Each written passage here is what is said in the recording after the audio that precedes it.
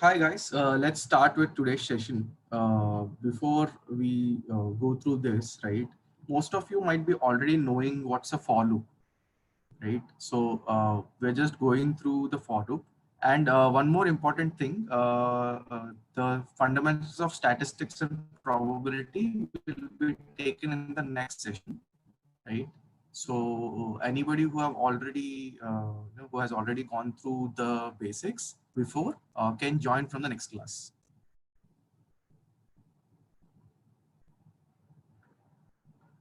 Okay. So great. So these are the points that we had already done, I guess, last time, right? So I'll just skip this part and go to the next one.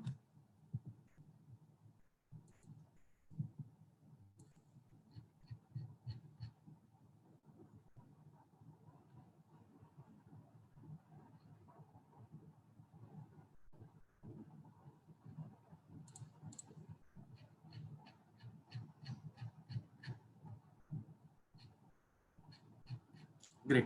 So let's start with functions. Most of the function is the fundamental thing by which you can manipulate different variables as well as do certain activity, which typically helps us to create a structure where you can iterate that particular function and get multiple types of outputs. A function can also be applied to the entire column within the data within the table. Whereas if you actually want to just go through use the variables and stuff, in those cases it is very static and then you can use it only once. But functions help you to return a particular value basis a function where you can fundamentally go ahead and define a structure within that, whatever arguments you want to pass and whatever statements you want to give, and typically what kind of parameters. I'm explaining you considering that you already know functions, other programming languages as C, C++, Python.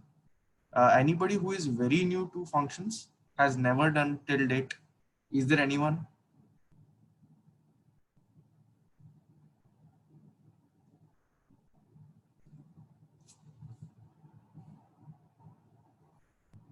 Is there anyone who has not done functions till date?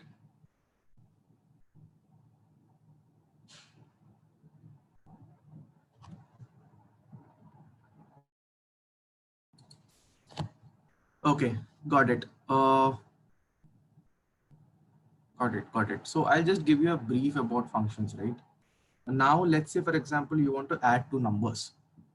Typically, in a calculator or let's say a computer, what you do is you will go ahead and first, I'll just showcase you on my screen itself. Now, imagine I'm using a calculator. So you have a calculator in your place. You just do 8 plus 3. So fundamentally what happens in the computer background is this A8 is assigned a particular variable on the backend, right? And you have the value 3 that is also assigned to a temporary variable, and both of them basically go ahead and add, and you finally get a variable 11, which or variable value which is 11 here, right? So everything that happens on the back end. Now what if you want to change this 8 and 3 and make it 4 and 5? Guys, can you tell me what has to be done in the calculator?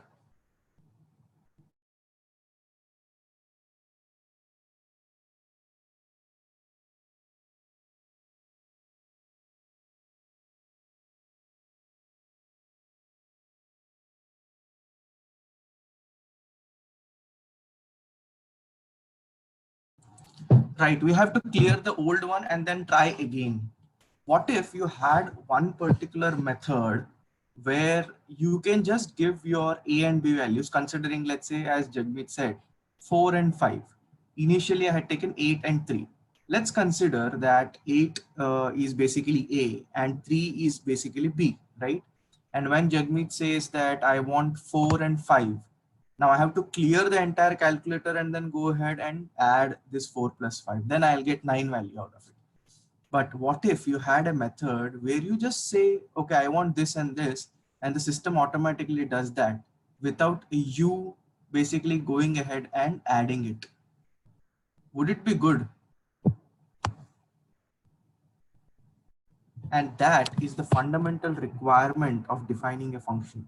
So function helps us simplify our life by just passing certain parameters. Now here, can you guys tell me what are the parameters that we have to pass?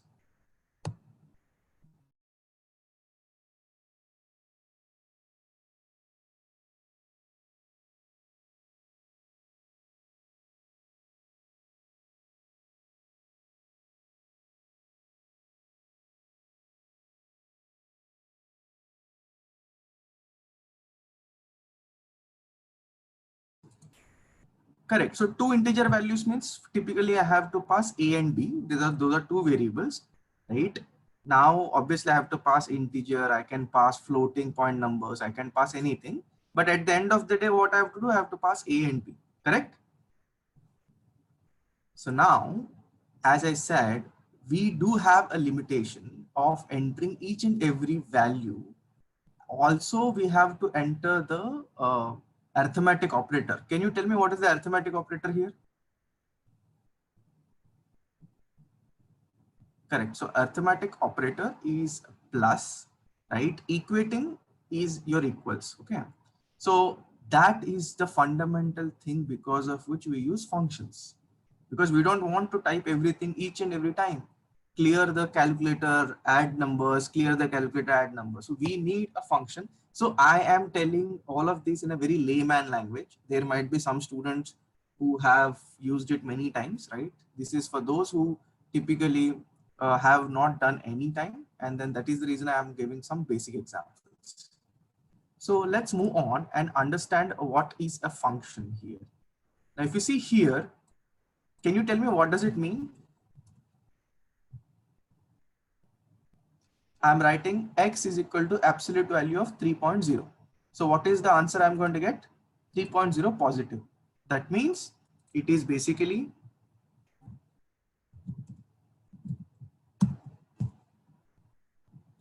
absolute value of x is equal to, right?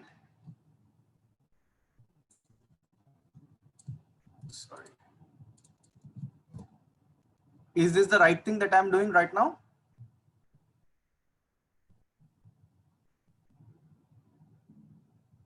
Correct. So let's move on and find out LEN ABCDEF. So what is the length of ABCDEF?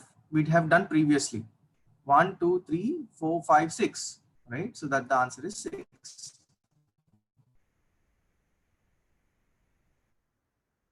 Now,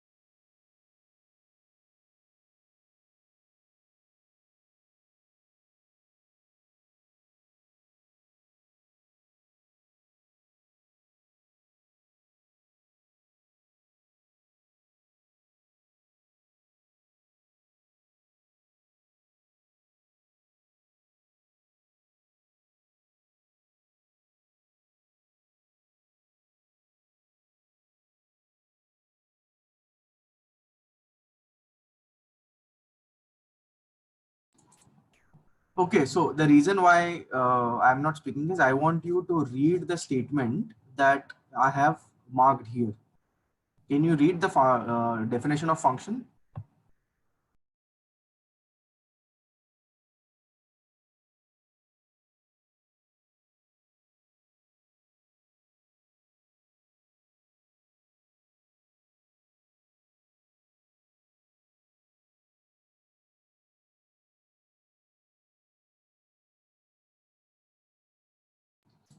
Guys, just give me 2 minutes, okay? 2 minutes.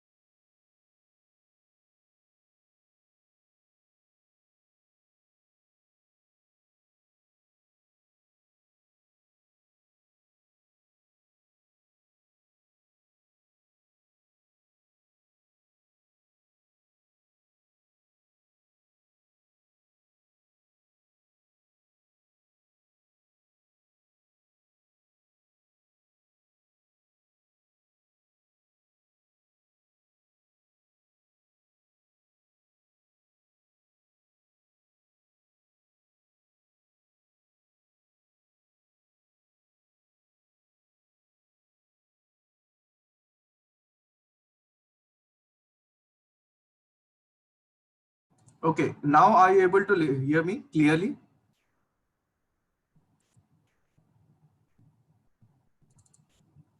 Okay, fine. So let me just wait.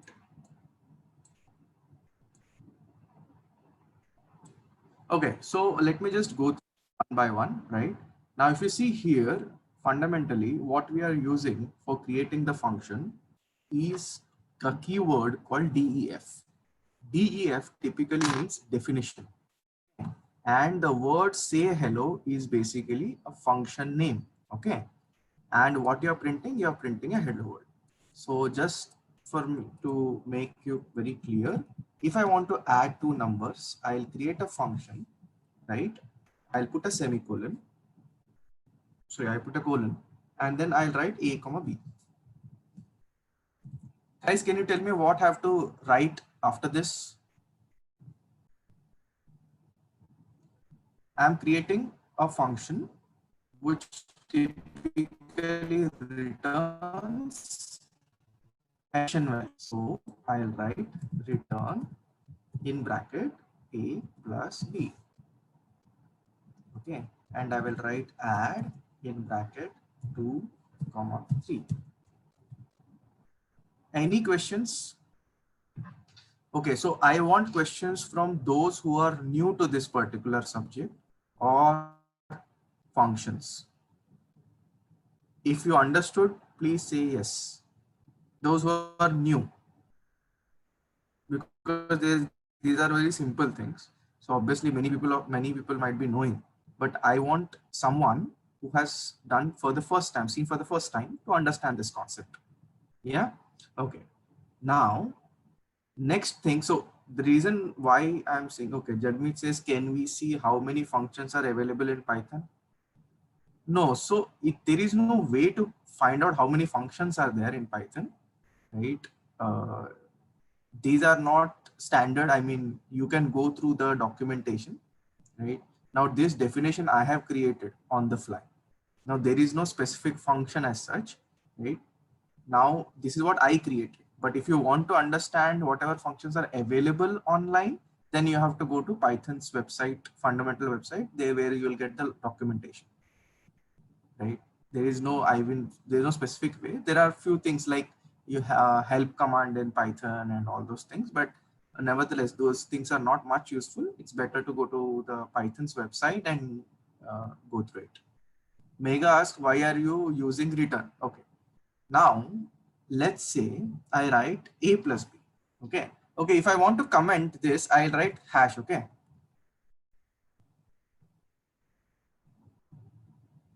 Yes, Jagmeet. Yes, you can create your own functions. That's what I'm doing here. So I'm creating my own functions. Now, as Mega asks, if I write a plus b, okay, what will I get? Does this answer your question, Mega?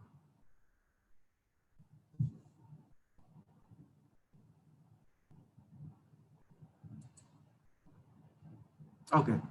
So Rishi, can you ask specific question if you have not understood?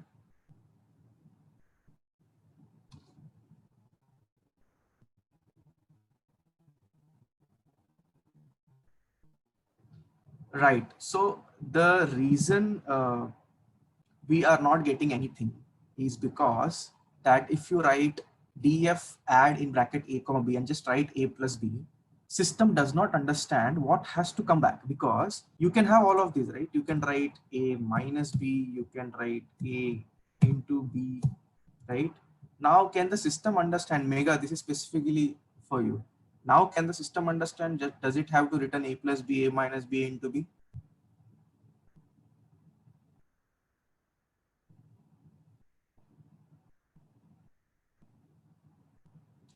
The system does not know.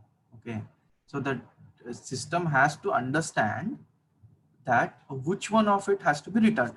Now somebody says print, so Prakash says print, so I write print in bracket a plus b. Now it is going to print this. Now if I want to specifically return something, what I have to do is I have to return multiple types. So Abhishek asks, sir, we have to store the return value. Not exactly. If you want to just print it, you don't have to store it. But if you want to store and use it for future use, then yes, you have to store it as.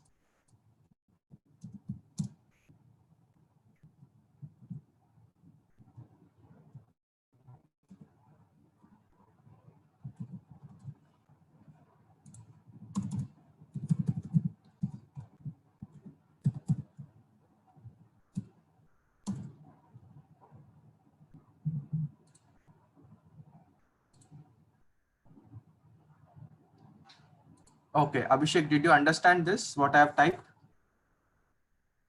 Great. Okay. So let's go ahead. Now I have run this. Okay. I want you to read this statement carefully. And once you people read it, please say yes on the chat.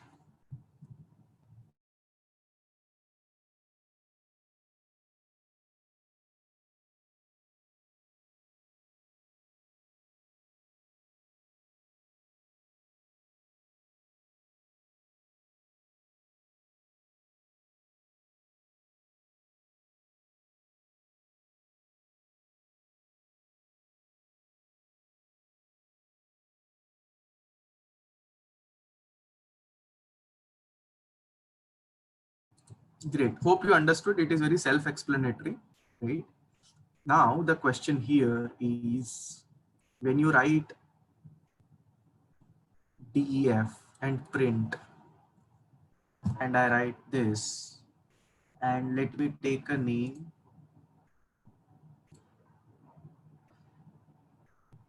Let me write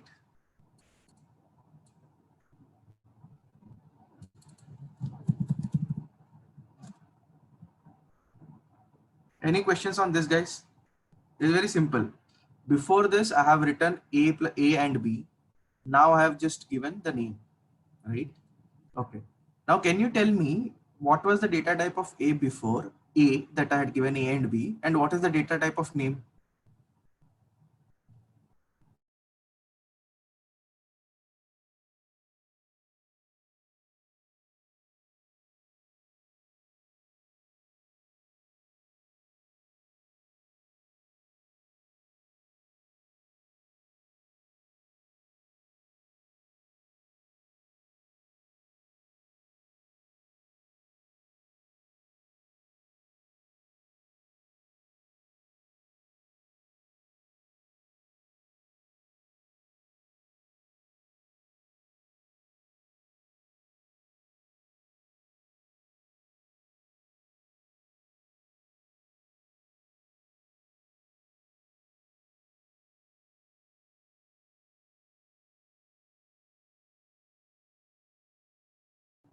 Correct. Perfect. Okay. I will skip few cases here. Okay. Let's directly jump here, right? Now, if I select enter and then enter and I type, just see 10 and 11. And if you have any questions, you can ask me. They're very straightforward things I'm going through.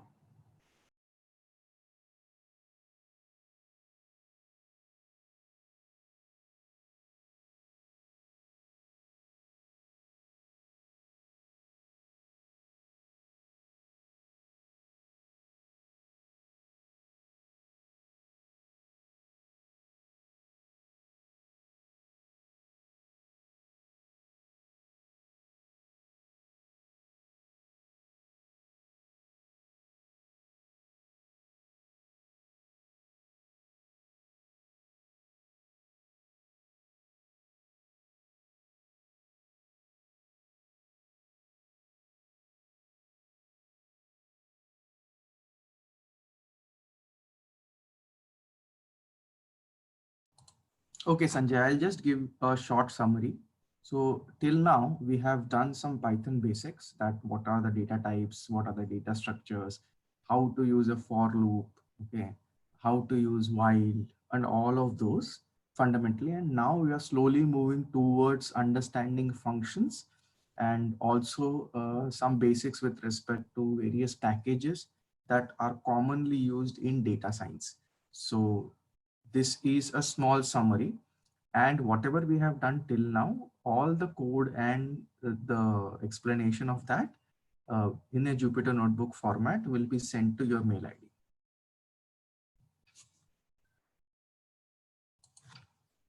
Okay, got it. So let's give a brief about, so you understood this concept, right? 10 and 11. Let's move towards, okay, this is also simple. Okay, now I want you to read this statement very carefully. Most of you obviously will be knowing what is Euclidean distance between two vectors, but this function helps you to get that. Okay, so I want you to go through this once. If you have any doubts, you can ask me. Anyhow, I'm going to explain it again.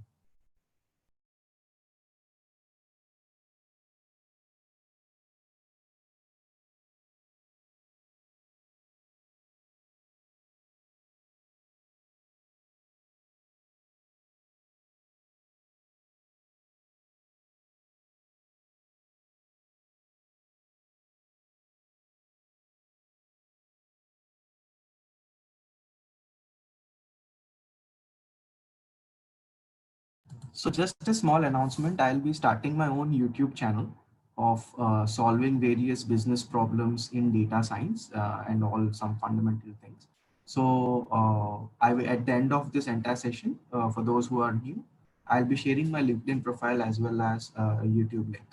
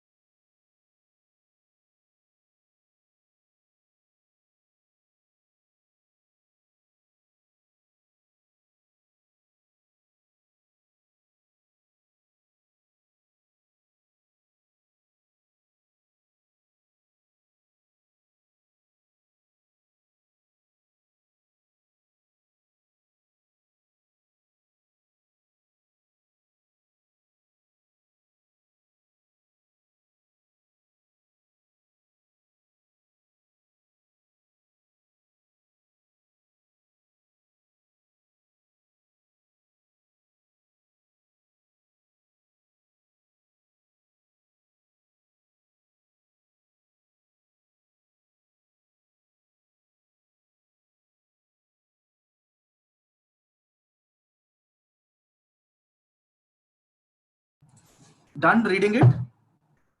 Okay, so I'll explain you from the start. The function name is calculate distance, right? And you are trying to pass two vectors. Now the range of will be defined, right? So as you see here, the values are 23.1, 17.8, and minus 5.6. W2 is a second vector having 8.4, 15.9, and 7.7. We are trying to find out the distance between W1 and W2. So if you put vector 1, that is W1 here, can you tell me the length of it? Great. So can you tell me the minimum value of I and maximum value of I?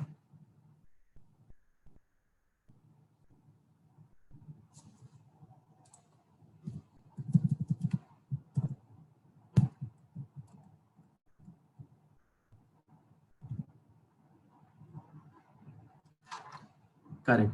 So for those who are new, range is basically a sequence which typically starts from 0 if you do not define a start range within this particular function. So if you write range in bracket 5, your I will iterate from 0 to 4. Okay, hope I'm clear with this. and length is basically number of elements that are present in a list or a tuple. Okay, so if you see here, what has happened is first iteration, the value of I is 0. I have printed it here 0.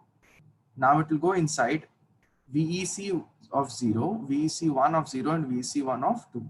Now here, guys, very carefully, the length of vector 1 and length of vector 2 should be same. If it is not same, this is not going to work.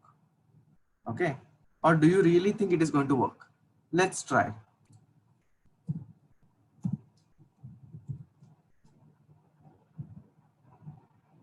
So if you see here, okay, so I'll explain again, Mega.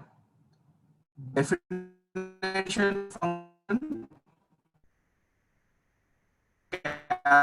distance. This is clear. So when I ask question, please say yes or no. Is this point clear? Definition function calc distance vec1 comma vec2. Is this clear? Yeah. Now I have started with a variable called distance and the value is 0. Okay. So I've started with value 0, initialized it. Now I start a for loop. Is my voice clear right now? Yeah. So I start with the value 0 here. Okay. And then what delta gives me is delta is equal to VEC1 and VEC2 0. So VEC1 0 and VEC2 0. So what is VEC1 0? 23.1. What is VEC2 0? 8.4. So the first value, basically the delta will be 23.1 minus 8.4, right? Now, whatever value comes, delta into delta is what? 23 minus 1, 23.1 minus 8.4 square, right? That goes into distance. Now, distance is equal to root of distance. Distance into 1 by 2 is root. What is the equation of Euclidean distance? Root of x2 minus x1 the whole square plus y2 minus y1 the whole square. So that is what has happened here. From here to here, that's the equation that comes. Mega, am I clear?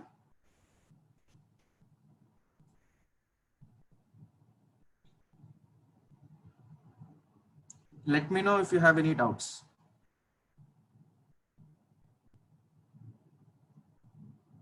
Okay. Now, when you do from here to here, what happens is it iterates from 0 to 2. Now, if the second vector is even having a length of 20, it is only going to take first 3. Okay, it's not going to take others. But if you have common values like this,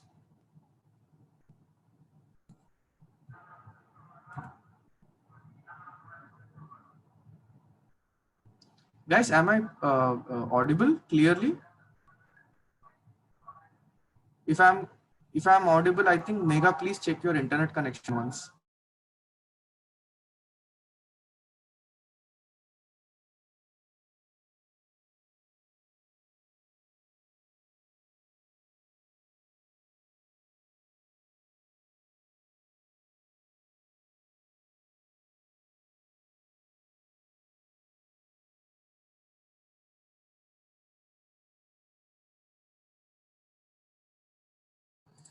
Great. So no other questions, right? So let's move ahead. Let's move ahead and see other functions. Okay. So guys, can you tell me what is the difference between this, and this? This, and this. What's the difference?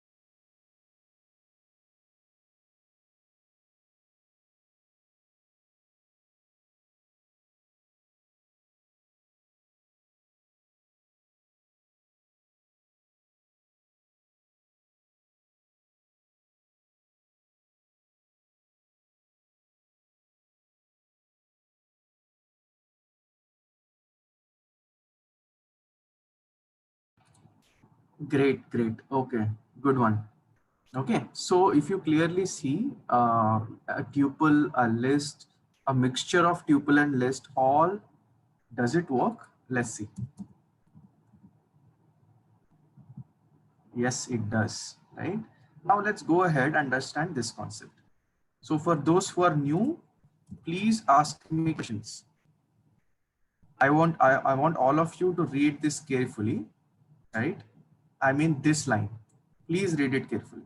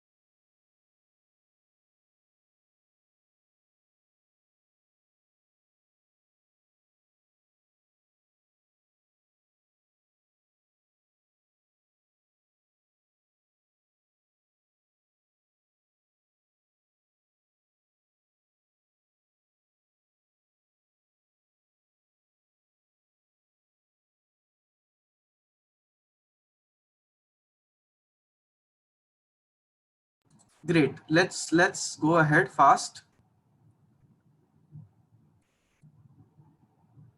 This is also simple, straightforward.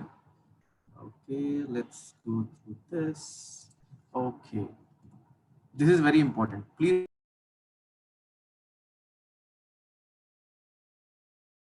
if you have any questions, ask me because I will move fast now.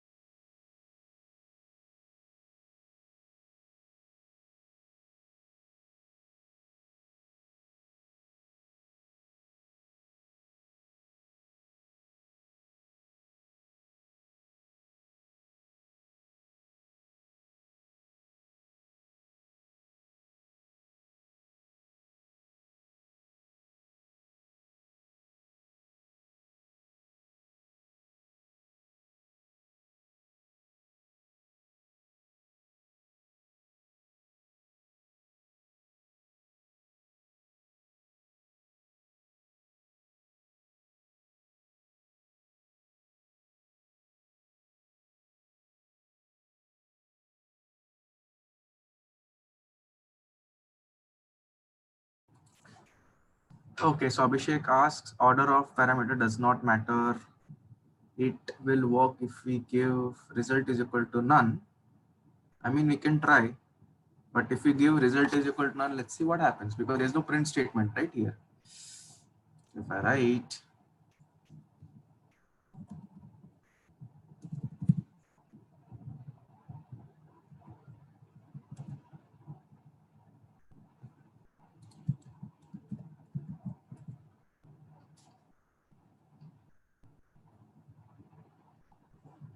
so Abhi, can you tell me order of parameters means what you're saying? Or are you saying SEQ comma N? If it changes, it matters. Let's see.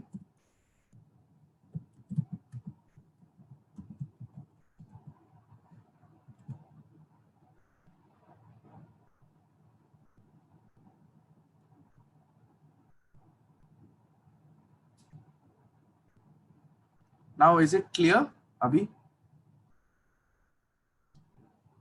I'll tell you what happens when you write repeat ABC, right? It goes to N. How will the system know that ABC is SEQ you are saying, or 3 is N? System does not know, right? Anything. So obviously, each and every time when you create a function, your sequence in which the parameters are passed is very important. Am I clear now?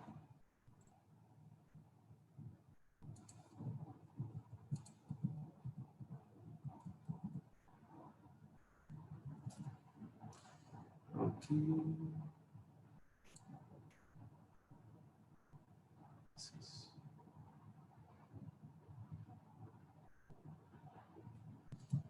Okay. Now I want you to go through the variable scope once, right? There are two types of variables. One is global and one is local.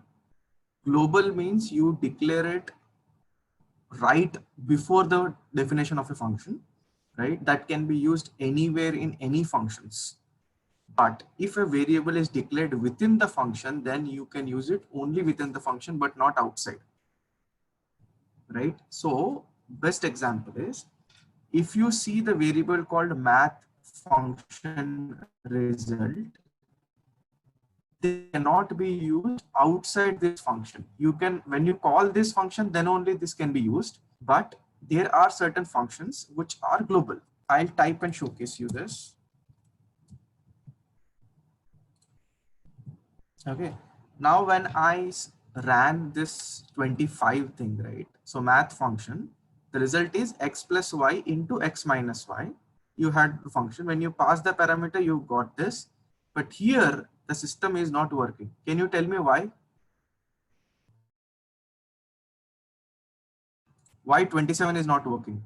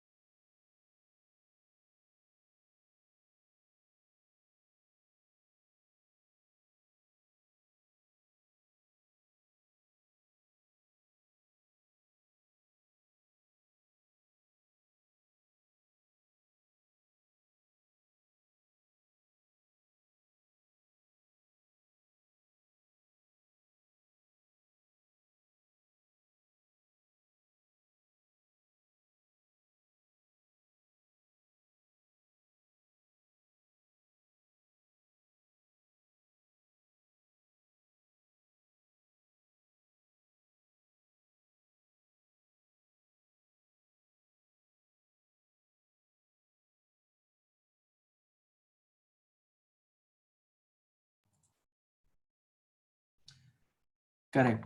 Yeah. Is there any static variable as in C language? Uh, See, there is everything in Python typically, right?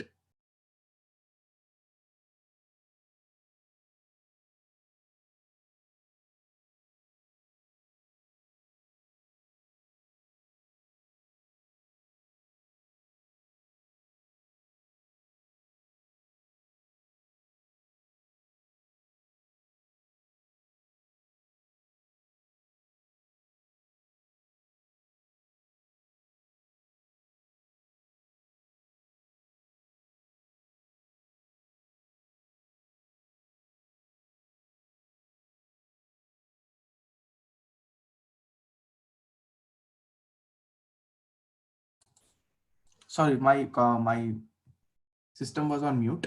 Okay, so static variables typically in Python are only in classes, right, and not generally defined. So whenever you define a class, within that you can define a static variable. But most of the cases in Python, we basically use a dynamism, right, and we basically go ahead and rechange the variables whenever required. So static variables are not declared directly into the system, but they are used within a class.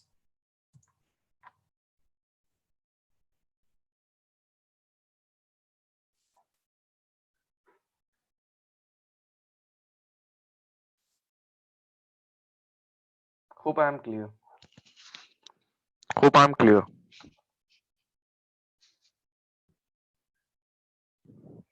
Okay, now let's go ahead and understand the global variable. So if you see, as I said, this counter is equal to 1 is typically outside the definition function, right? But it is also there inside the definition function. So if you declare a variable outside the definition function and uses internally, whatever changes happens to the internal variable is also replicated or showcased. So let me click here.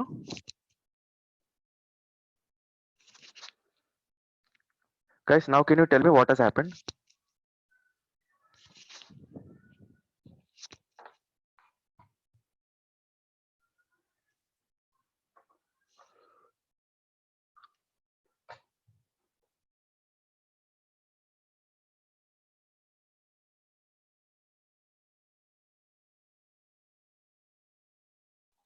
Can you tell me what the error is?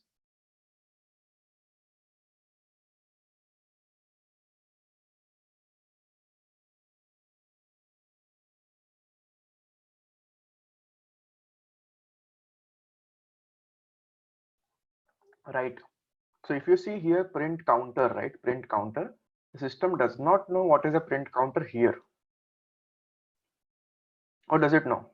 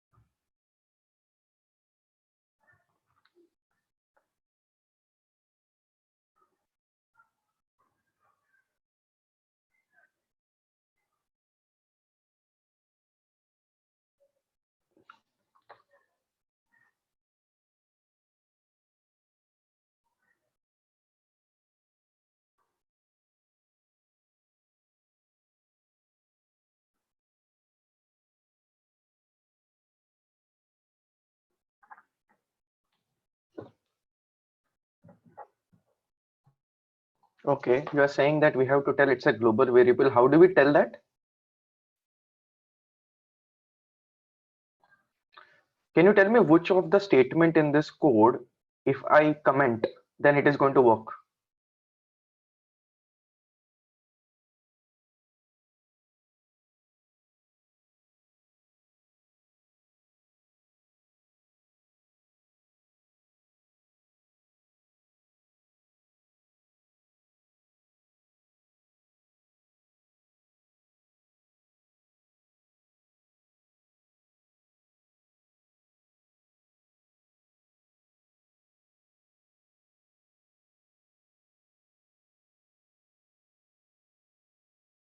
Which statement should I remove?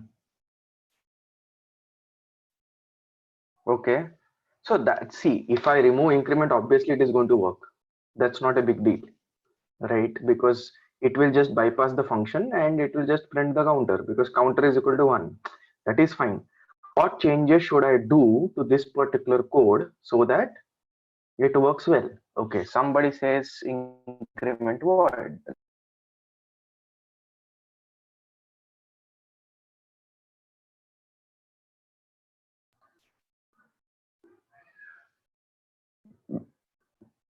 Let me do some changes.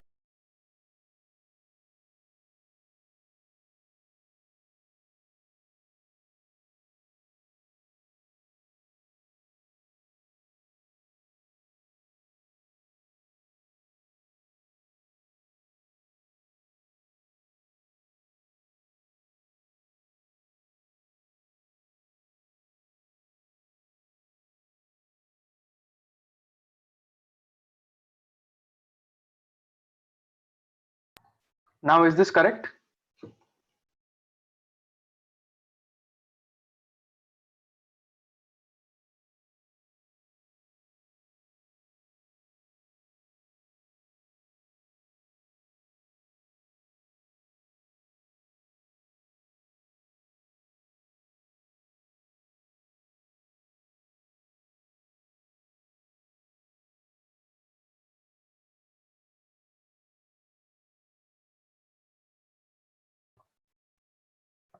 Any questions?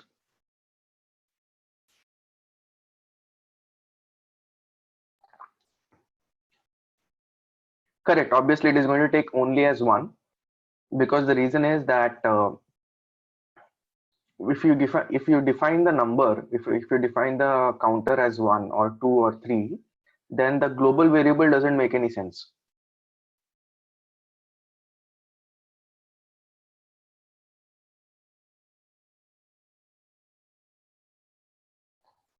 Okay, so if you want to increment it right in a sequence, then obviously you have to use a for to do it, right? It will not call itself each and every time. It will call only once, right? So it is never going to increment more than 2 in this case. If you give counter is equal to 10, then in that case it will become 11, but it will not become 12. Hope I am clear.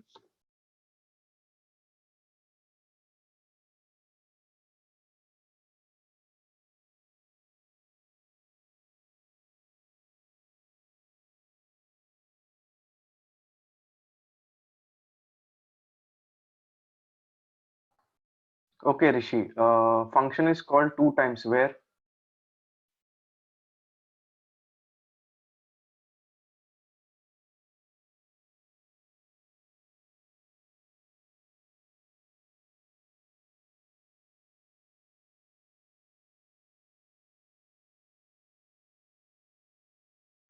That is fine. I am saying that is understood. So when you are doing the second print, right, you are just printing the counter. Okay, you are not printing the function. So let me clear it.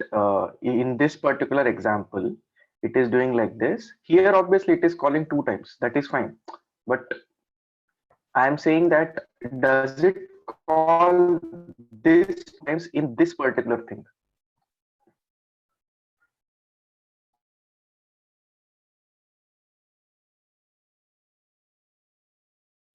Okay, I want all of you to go through this and tell me what is the difference between the previous one and this one.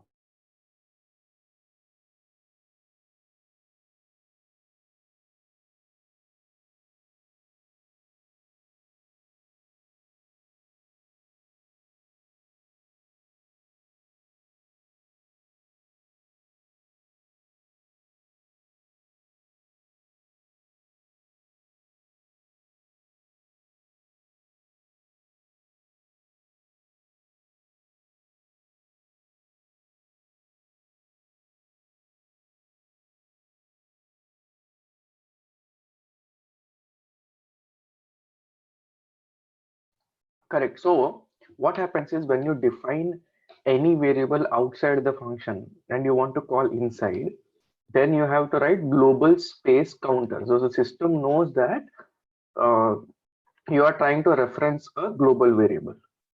Understood? So these are small things that are very much important when you typically work on Python.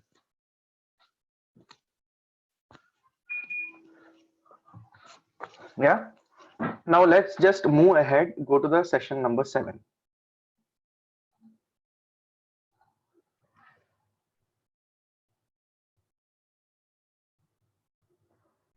This is okay. Let's just move. Okay, I want you to understand this particular thing very carefully because most of the projects that you do in natural language processing or core data sciences, reading text files, reading files, doing file operations are very much fundamentally very much important, right? Now, if you see here, I've written path is equal to this.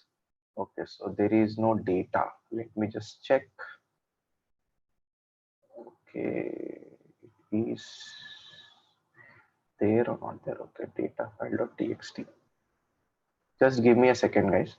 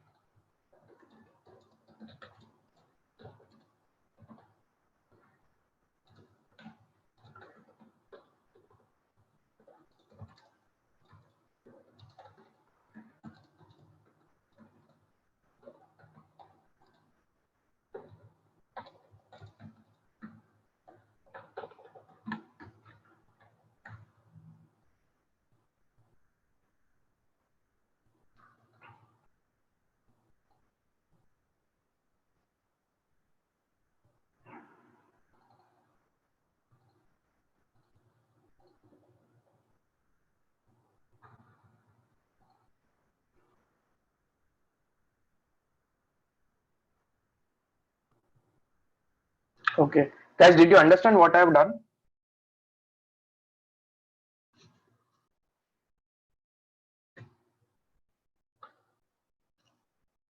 So what I have done basically is wherever this particular Jupyter notebook file is there, in that particular folder itself, you have to create a data folder. Okay, and within the data folder, I have uploaded data file.txt and I have written text in that. Now, previous error came because the data folder did not have data file.txt. Am I clear? Did you understand?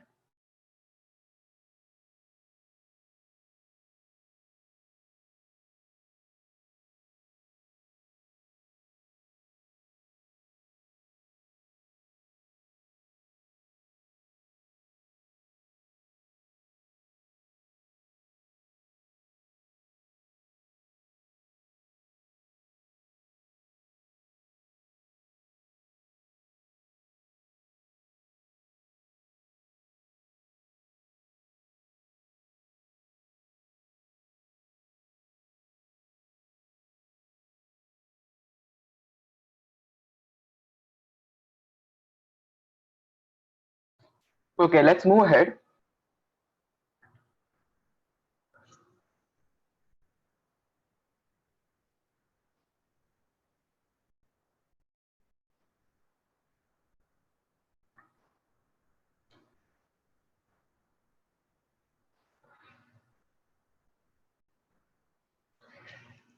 Okay, can you tell me what I have done? 6, 7, and 8. What is 6? It is for reading. 7 is for writing. Okay, so a file can be written, can be read, can be appended. Okay, and file can be closed. Everyone understood this concept? It's very straightforward. Any file can be read only, can be written, can be edited and added something, right? So these are the 3 things that I've done. Next is file close. Okay, now let's see.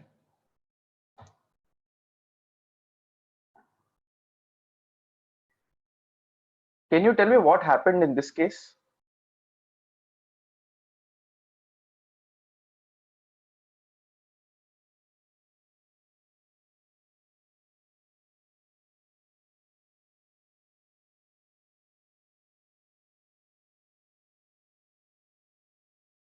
it has rewritten. That is the reason it is giving blank.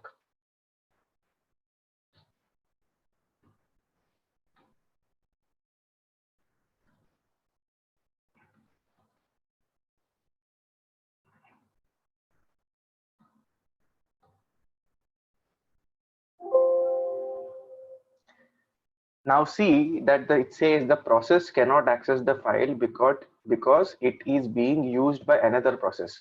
Did you understand what I have done?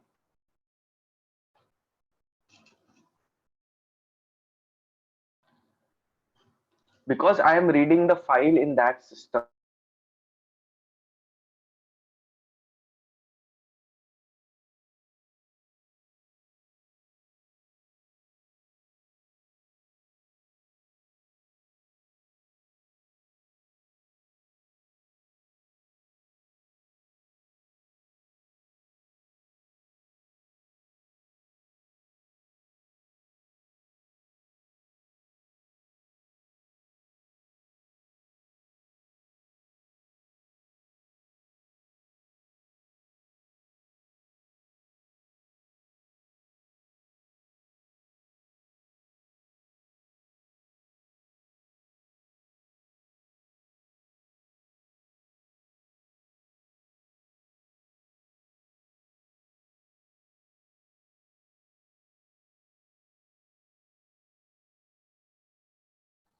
Okay, so if you see here, right, so there's a lock on that particular file which is not being opened because of the Jupyter notebook.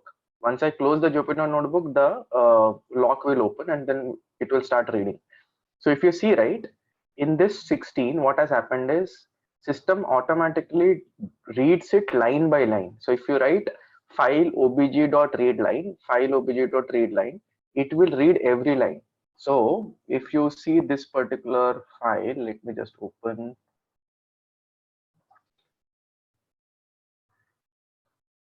this statement.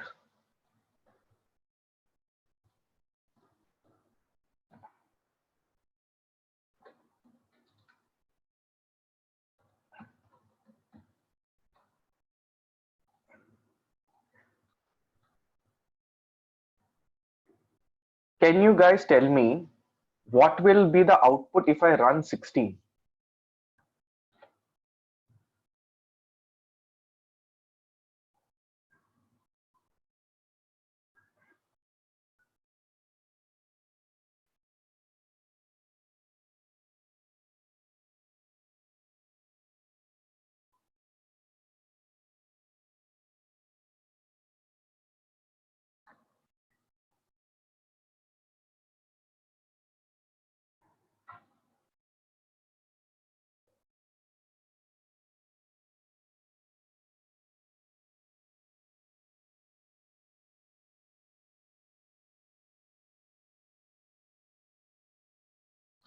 Perfect. It will give you 2 lines only. Let's see. But can you tell me in this case, why is there a space?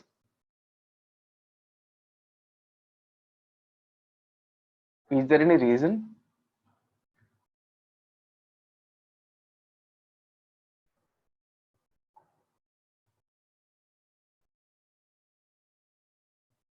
Where is slash n?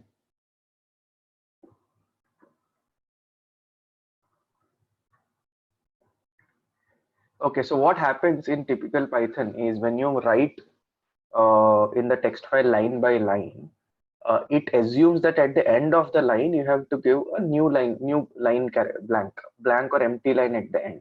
That is the reason. So if I write the third line now, it will again give a blank at the end and write the third line. Am I clear?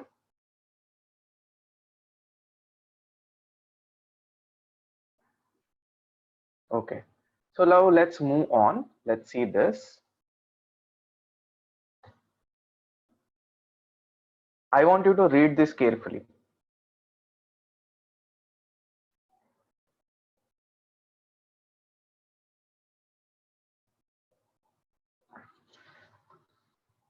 So after this session, I'll give you NumPy, basics of NumPy that you have to do as a homework. Go through it. And if you encounter any question, you can ask me back.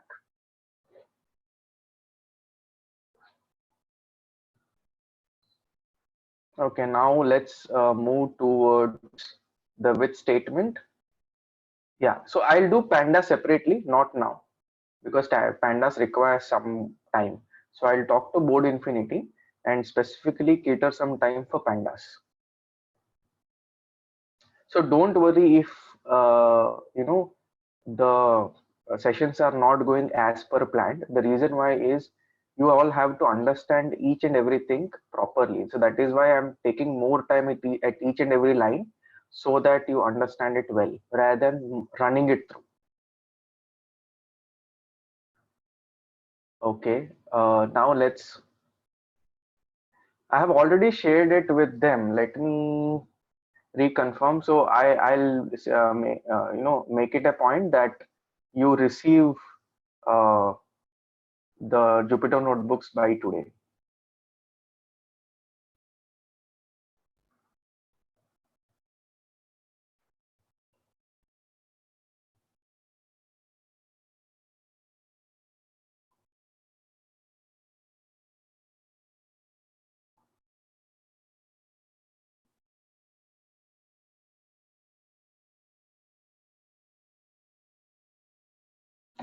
Yeah. So they are going to most probably send it by email only. So they will basically send the Google Drive link to all of you. No, I have not put it in Google Drive. If you want to put it, if you want me to put it in Google Drive, I'll put and send it to you. Okay, so let's understand the with statement. If you see here, we have already done enumerate, right? So if you see here, what happens is with open this as file objective. So it will open the actual text file and refer it to the file object. Now for I comma line in enumerate start at 1. So this is start at 1 is the first level. So it will start at 1. It will try and find out the total number of lines, right, using the enumerate, and I is the index and line is the actual line. Okay, so if you run this,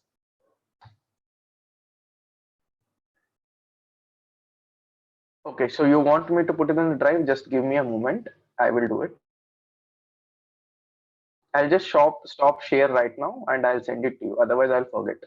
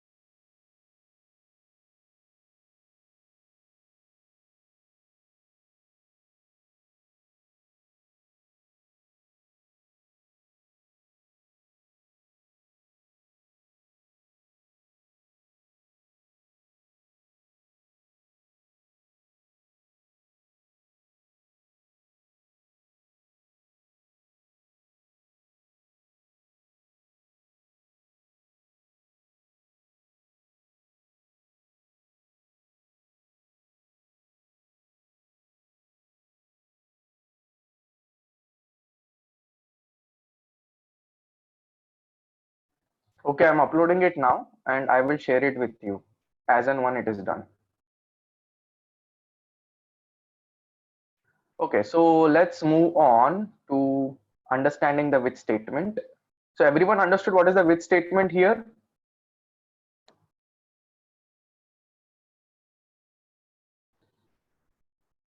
Yes. So Akhil, I will send all the Jupyter notebooks that I have taken from start till today. And it will also have pandas and stuff. So pandas numpy. So don't worry about it.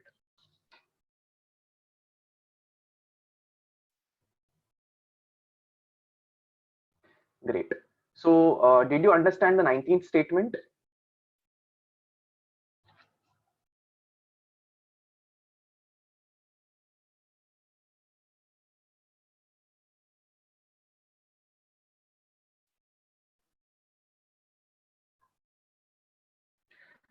Okay, so let's move on and go through these files. Okay, this is very important. for those who have done this, I mean, in the previous lecture. So the marks that you see here is basically a dictionary. And if you see the names here and the marks, if you see carefully, this is the key and this is the value. So a dictionary works in a key value pair. Okay, so Tejal, I will repeat it once again.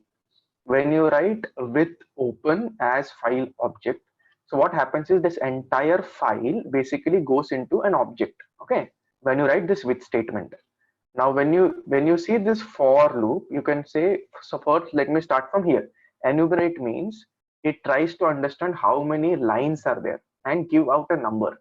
So if you write start is equal to 1, it will start from the first line and it will go to the file object. Now when I write file for I in line, I comma line, I is the index and line is the actual line, okay, within this particular statement. So if I explain it again, you open that file, put it into object, objects from first part of the object, within that object, there might be multiple lines, okay. So to start from the first, and enumerate basically is giving indexes. So I comma line means I is the index and line is the statement and enumerate is the sequence. So imagine like this, you have got a table where you have got two columns. One column is name of the student and second column is marks. This is the index position and line is the row number. Enumerate means, let's say you have got 4 entries. So enumerate will have 4 entries within that, which starts from the first entry. And when you write percentages and percentage R, right, it will give you the corresponding line and the number to it. Hope I'm clear. These are very simple things.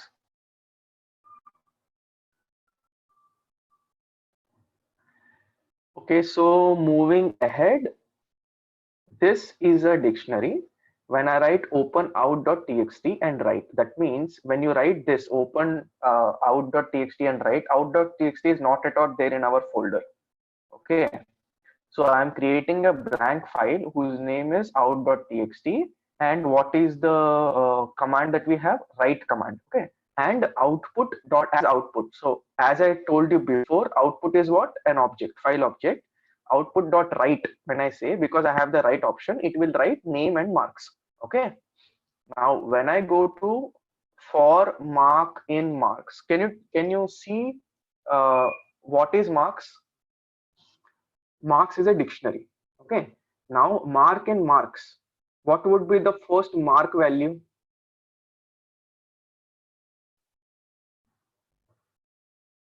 What is the first mark value?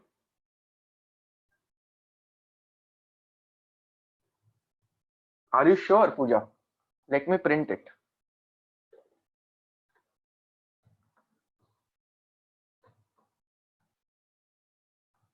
Sorry.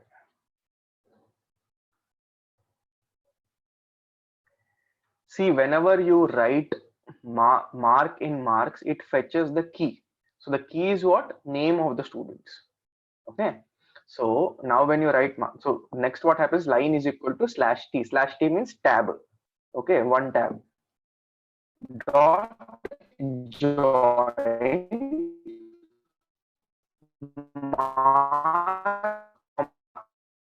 mark. Can you tell me what is this?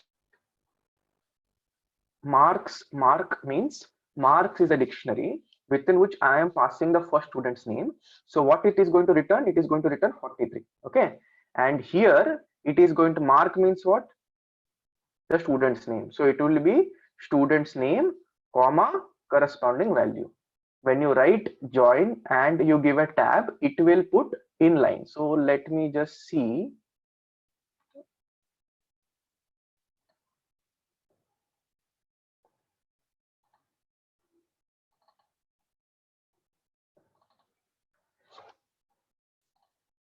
Guys, can you see the output?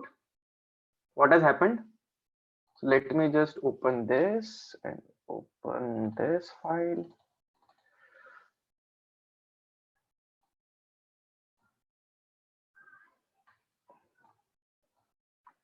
Okay, so you all can see my Jupyter notebook as well as output, right?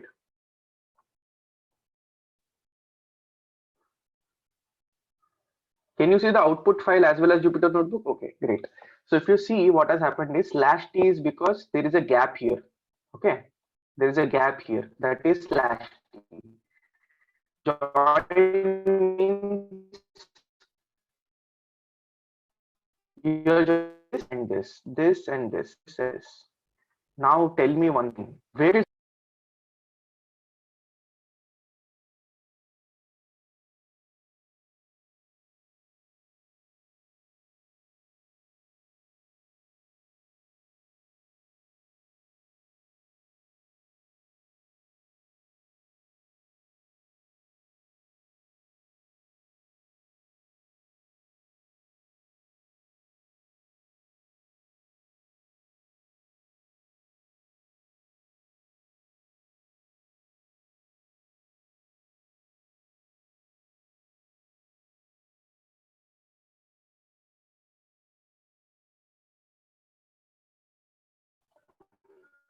so guys, what I asked basically is where did name and mark come? Can you tell me with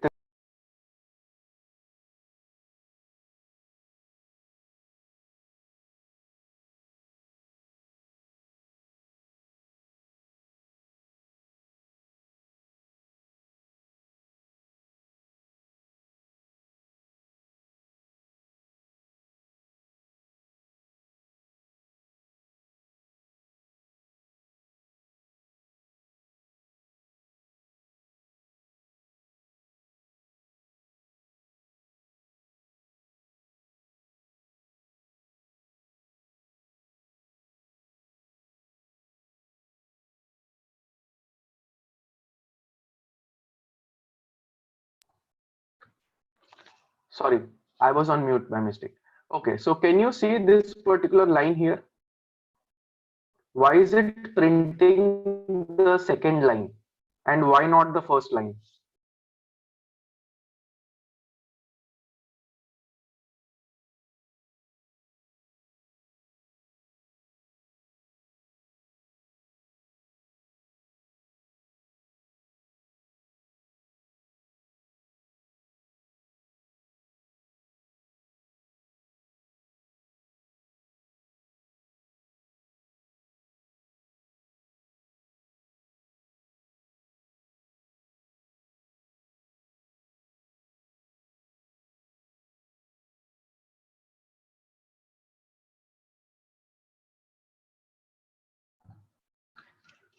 Correct. So the first line goes as a header,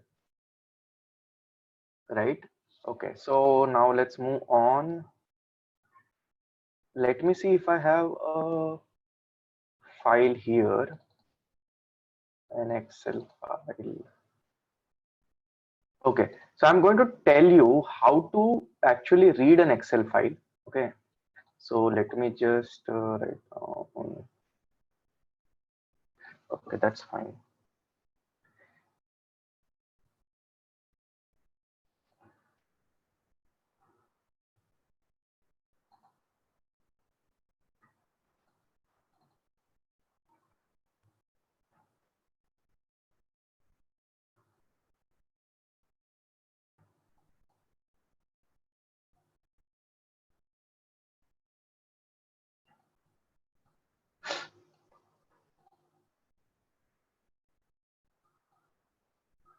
Guys, can you see the screen right now? I have got the code. Okay, so if you see code, I need a dictionary with multiple values. So you have organism, human, index, one, and score is 1076. So guys, can you clearly understand what is happening here? Organism is human, index is 1, and score is 1.076. The reason why index came first is because it's going chronological order. Okay, so when you open with open data slash my data, right, as an output is an object. Okay, header is equal to comma join index organism score. Okay, so if you clearly see here, what it is trying to showcase is the main headings. Okay, and then once with this. So if you do not give a header directly, then it will take a chronological order. Next is output.write/n. That means every time it is going to a new line. Okay. So it is saying that header has to start as a new line. Now for row in my data is what? The actual data that is getting generated here. This is the my data. Line comma is equal to comma dot join. So comma dot join is basically used for converting a list into a string. Okay, so don't worry about that. Next is str row index. What is row index? Can you tell me?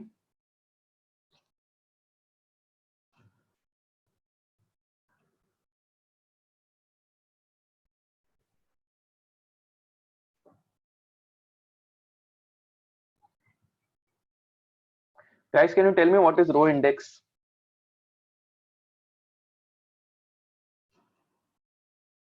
Are you there with me?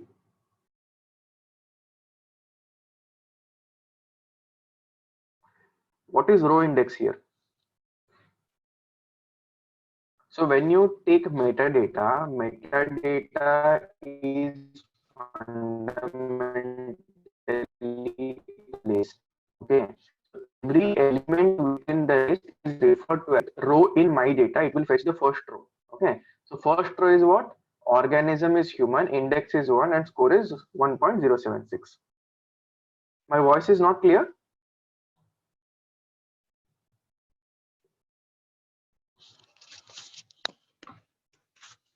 Now my voice is clear?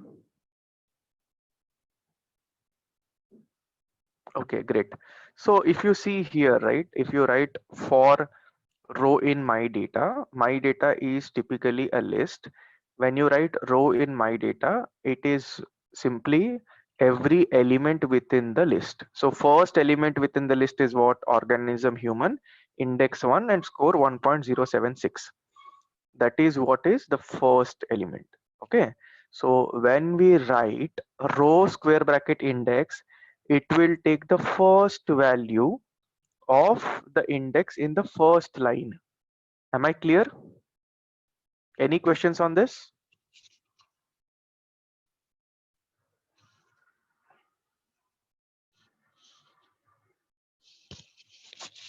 Got it. Okay. And similarly, row organism and row score. And when you write output dot write is equal to line plus slash n. So first, can you tell me what is the line that you get in the first iteration?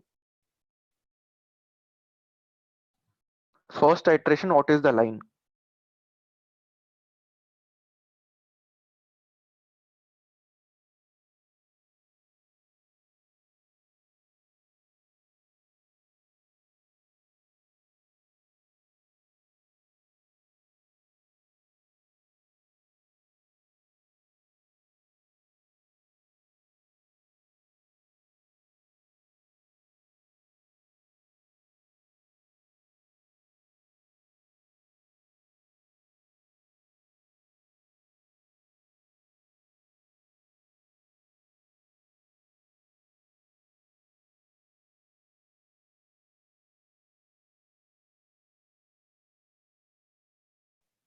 I'll move I'll move ahead if you don't have any questions on 25.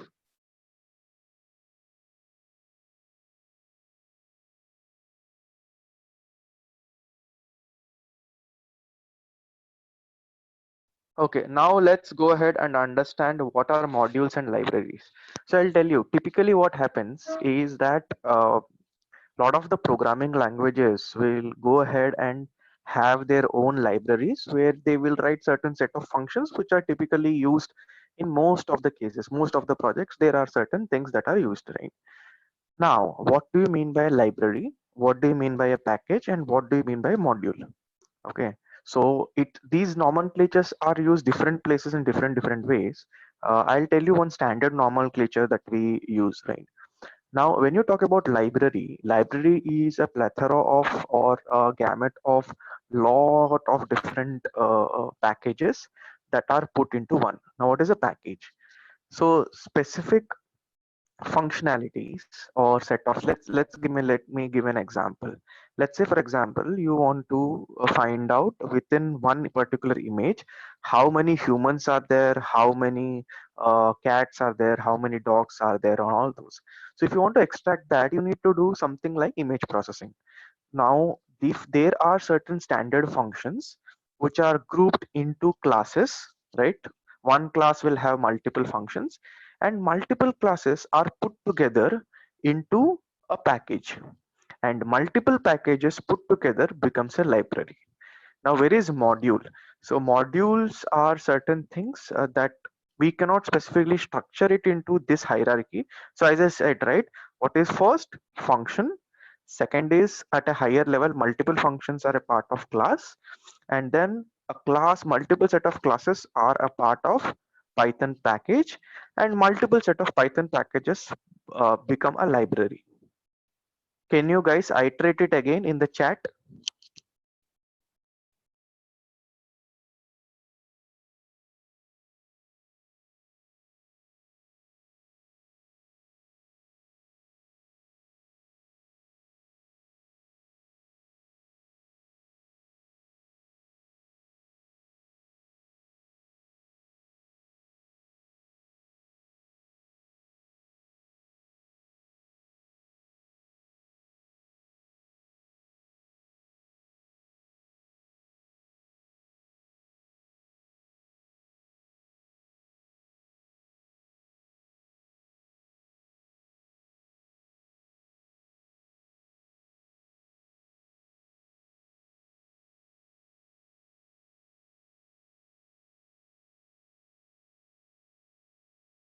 Perfectly correct. Yes. So these are few very important things that we have to keep in mind with respect to the interviews or anything that you give in the future.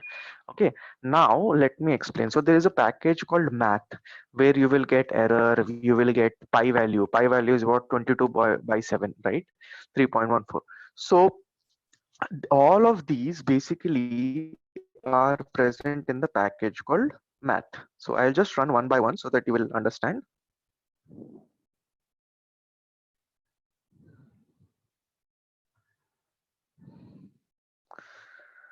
Okay, now let me explain this. Okay, the concept of from math import pi.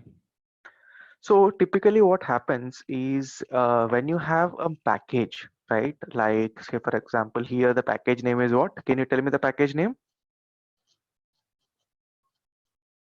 Correct. So there are a lot of, so when you have multiple set of classes, then if you want to call one class which will have multiple functions, if we want to call that, what we do is we write from math import pi. But it is not always this case. I'll tell you, let's consider that there is a file called okay, let me do one thing for better understanding. Let me create a file.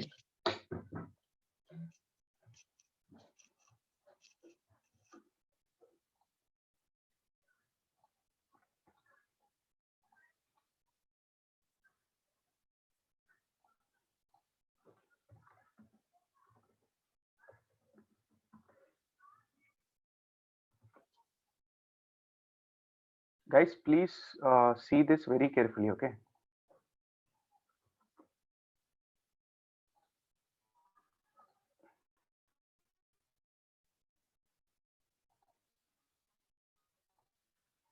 Okay, this is my base directory where I have all the files available. So I'm just saving it here. Okay.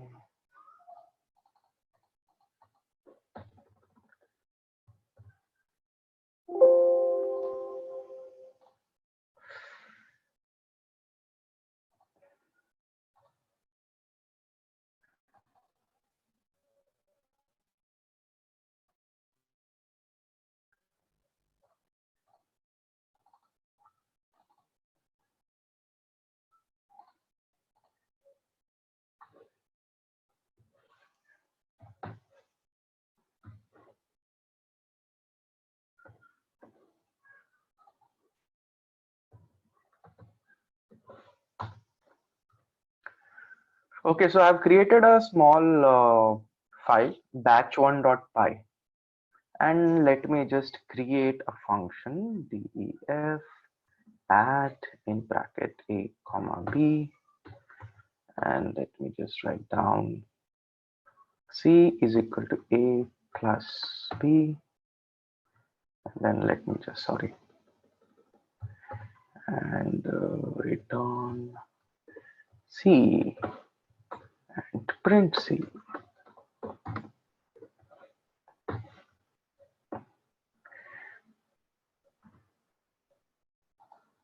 Okay, guys, did you understand what I've done? What is the file name? Can you tell me? What is the file name that I have created? Got it, batch1.py.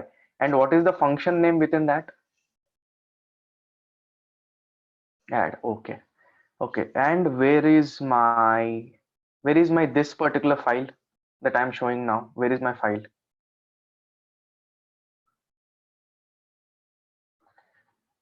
Now a question for you, from batch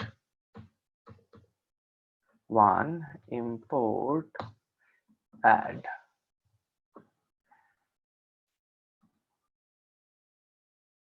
Okay, sorry, I forgot. Cool.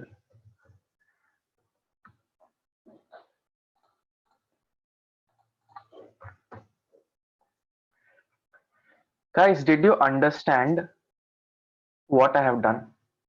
I have created a Python file and I have put a function add, and when I write from batch one import add, that means even if you have one single file, I'm not saying a package, even if you have one single file and within that file you have one single method, you can use this to call. So when you write from math import py, you are calling a class which is there within the package math. But when you write from batch one import add, you are basically reading a particular file that is there, batch one, and within that you are importing add. So this same statement works well for importing a class from a package and importing a function from a file, or you can consider a class. So I have not written a class, but yes, you can consider it as a class. Am I clear? Now let me just create a function.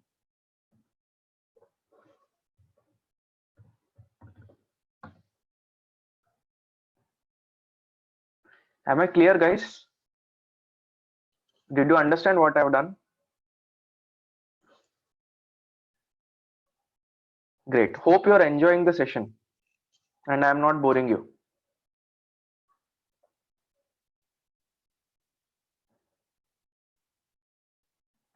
Okay, so now let's type this. Okay, so this directory, Jagmeet asked, right? Can you tell me the list of things that are present? So when you write import math and directory math, it will give you all the functions and the classes that it is having, right? Let me just go down, dir my string. Now when you go in the my string will have all of these functions. Understood? So what did you get from this? Math is a package, math contains all of this. Then these classes have these functions. There can be nested functions also. Okay. Now str will have all of these. Str will have rfind function. Str is a class. Okay, and it will have rfind, rindex and all. Now directly let's skip to import CSV. Okay, so import CSV is if you want to import CSV files. I'm not saying Excel files, CSV files, comma separated value. If you want to import that, then you use this particular function. Okay, so I think my data is not there. Data file one. Okay, now can you understand this particular concept? We wrote import CSV, then CSV reader. What is F? F is an object. Okay, F is an object here, and CSV dot reader F delimiter is equal to blank. So that means we have considered a blank space and then read it. For row in reader, print row. So you are getting one single word from it. Am I clear?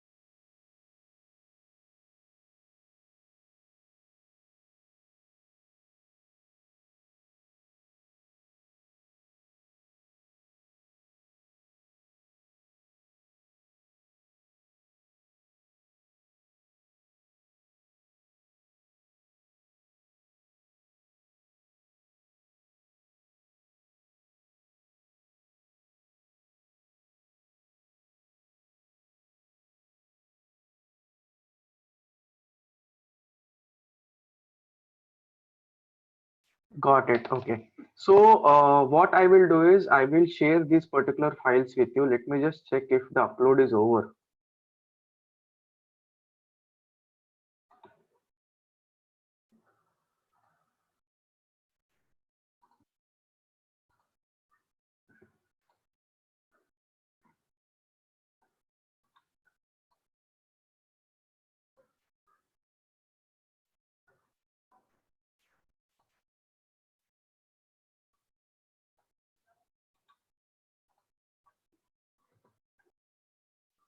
Okay, full form of CSV is comma separated values.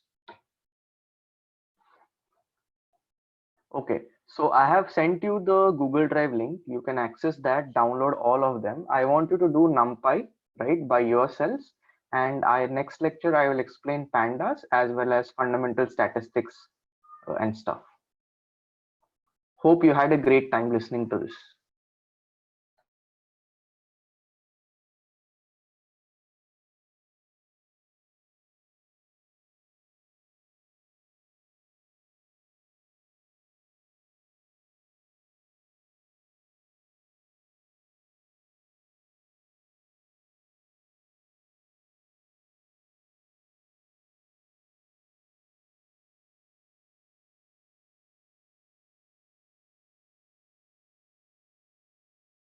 I'm just pasting the details for your reference. This is my LinkedIn profile, right? So you can showcase this to, you can just open this and check various details that I have put on, and also share these details as well as, so there are few lectures that I have given, right? Typically with respect to how to solve various use cases. Okay, so one of the lecture is basically on insurance. So I want you to go ahead and check this particular post, and also feel free to ask any questions if you have. Thanks for listening. Take care.